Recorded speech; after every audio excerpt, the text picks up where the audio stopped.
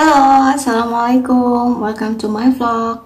Nah, di vlog aku yang ke-6 ini, aku ingin berbagi pengalaman di tahun 2016 ketika aku dan suami melakukan program IVF atau yang biasa dikenal dengan bayi tabung.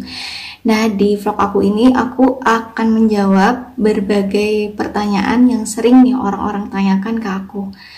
Nah, untuk itu tonton sampai habis ya, dan jangan lupa untuk di-share di akun sosial media kalian. Siapa tahu tayang ini bermanfaat untuk menambah informasi kepada pasangan yang ingin melakukan program bayi tabung, sehingga mereka dapat sedikit informasi ini. So, jangan lupa untuk di subscribe, like, dan komennya. Nah, kita langsung aja ke pertanyaan pertama. Program IVF kamu di mana sih? Oke, aku akan menjawab. Aku program bayi tabung itu di Klinik Fertilitas Verina Surabaya.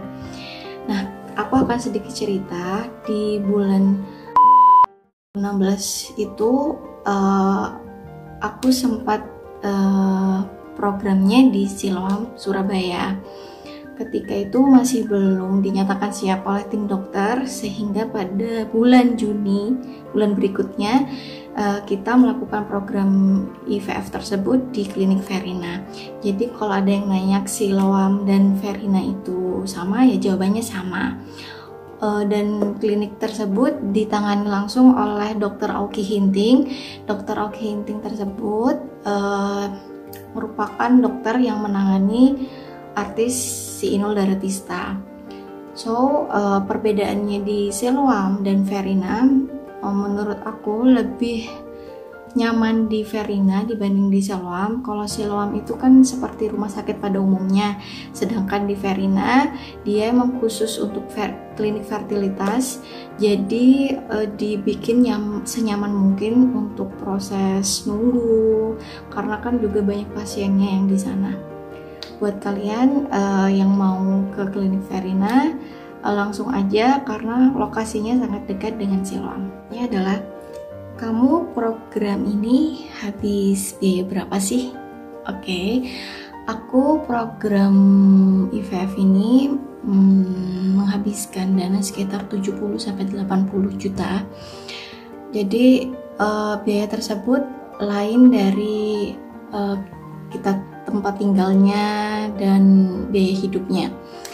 Jadi Dr. Auky Hinting tersebut, waktu aku konsultasi di bulan Mei, dia mengatakan bahwa kita butuh sekitar dana 45 juta.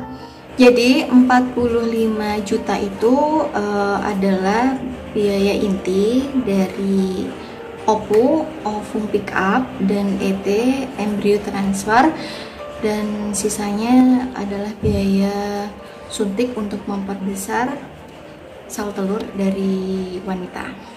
Oke, jadi di sini biaya berapa besarnya itu tergantung dari kondisi pasangan masing-masing. Nah, ada yang misalnya suaminya menderita azoospermia, dia harus dioperasi pengambilan sel spermanya, jadi biayanya tambah membengkak. Ada sang istri juga yang misalnya hormon ekstradiolnya lagi nggak stabil, dia harus di terapi dulu. Kemudian juga ada kasus istri juga pengentalan darah, nah dia juga harus ada pengobatan terlebih dahulu. Jadi setiap kondisi pasangan itu beda-beda, sehingga treatmentnya pun beda-beda. Nah, begitupun juga dana yang harus dikeluarkannya itu beda-beda.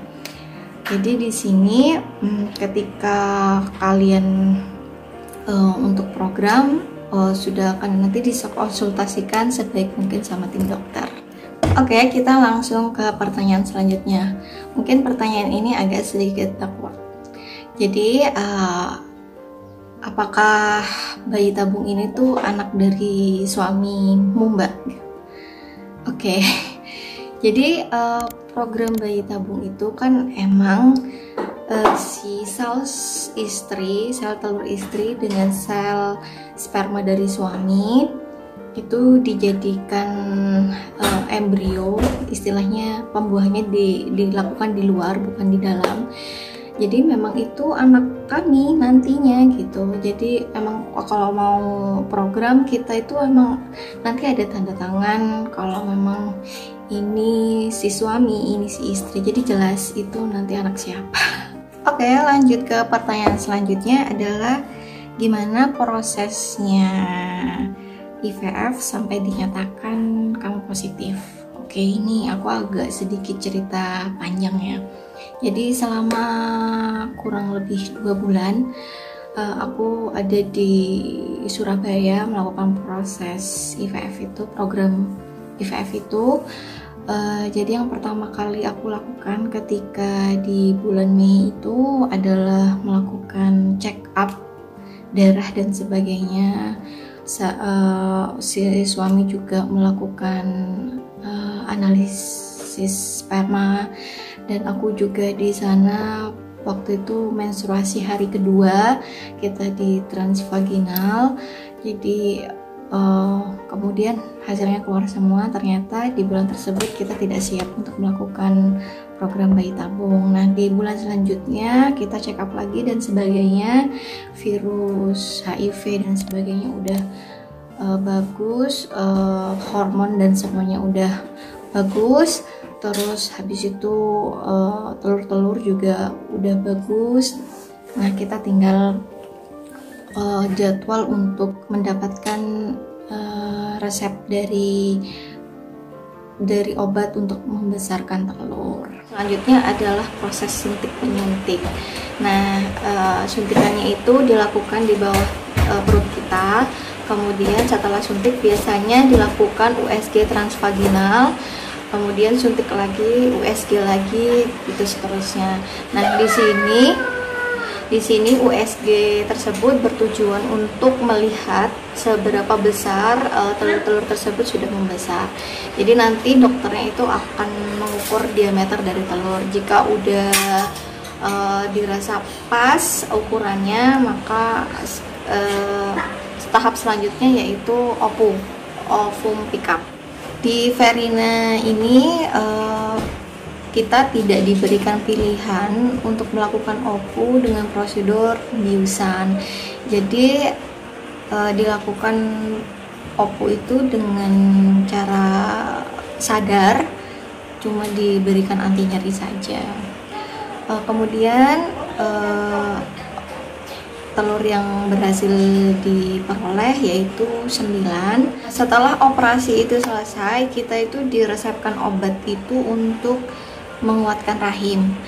Mungkin tujuannya biar nanti embrionya ketika ditransfer ke rahim kita itu biar bisa cepat nempel dan kuat.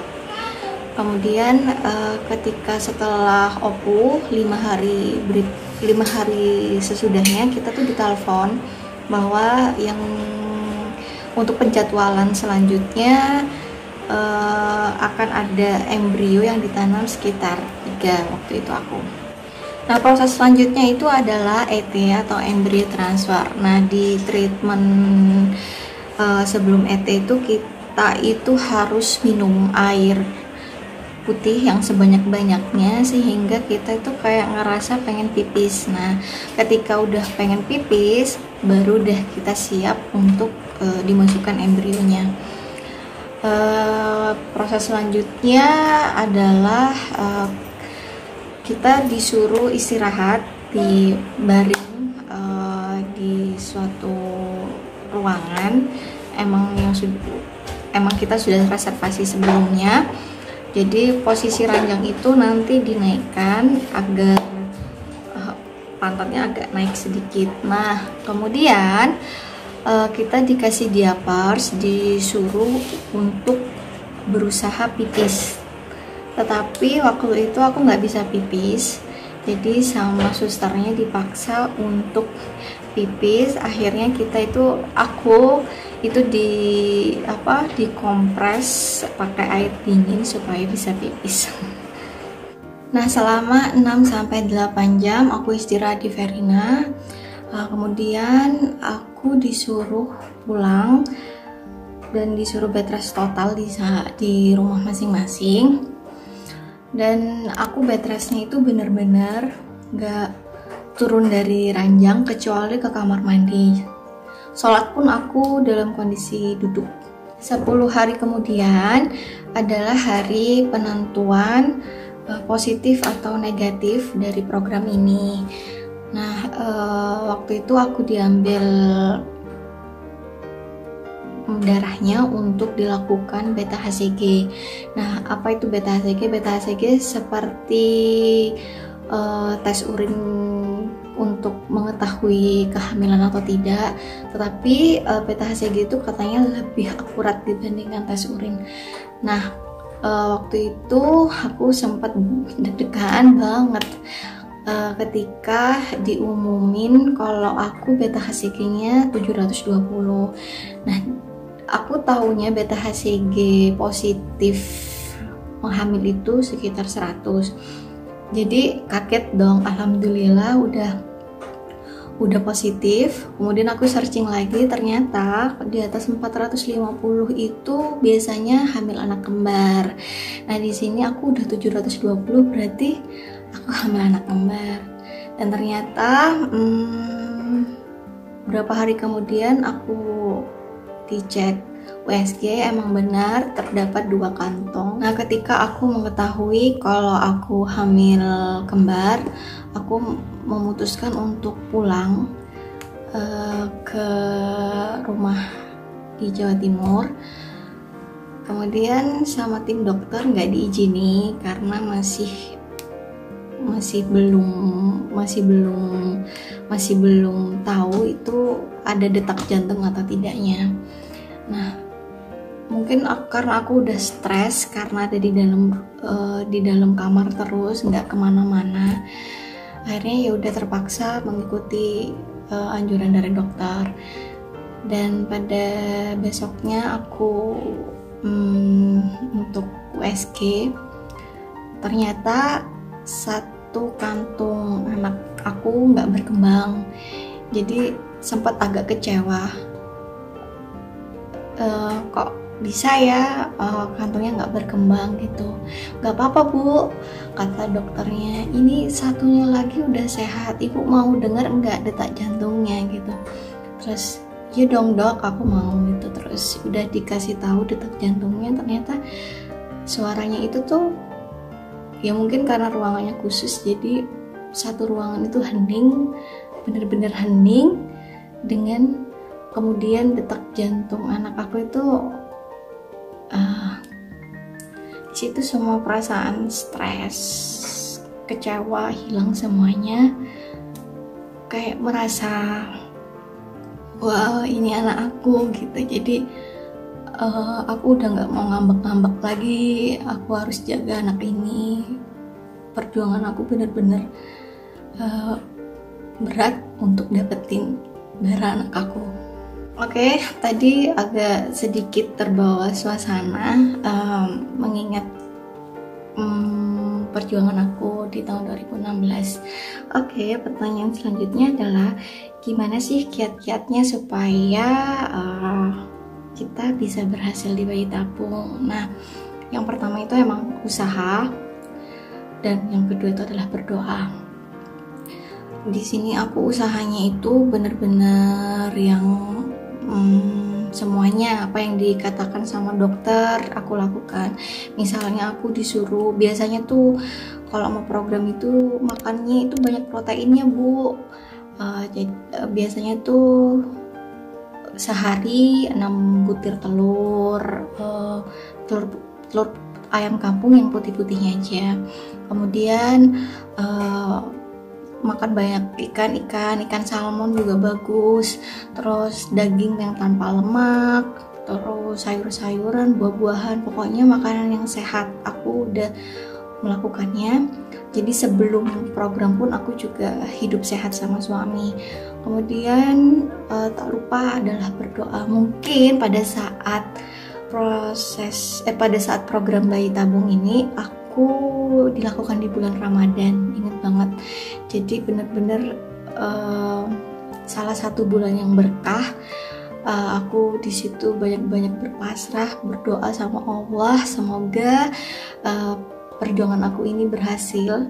Kemudian di situ juga aku banyak-banyakin sedekah untuk banyak-banyakin sedekah ke yatim piatu terutama. Jadi dan Allah semua yang menentukan selanjutnya. Nah, buat kalian pasangan suami istri yang masih mendambakan seorang momongan, semoga Allah memberikan kabar baik itu secepatnya ya. Dan jangan khawatir juga untuk kalian, karena ada harapan buat kalian mendapatkan momongan. Jadi sekarang teknologinya udah canggih banget. Vlog aku kali ini bermanfaat untuk kalian yang pengen memulai program bayi tabung. Nah, jangan lupa ya untuk di-share ke akun sosial media kalian, siapa tahu ini bermanfaat. Dan jangan lupa juga untuk di-subscribe, like, dan komennya.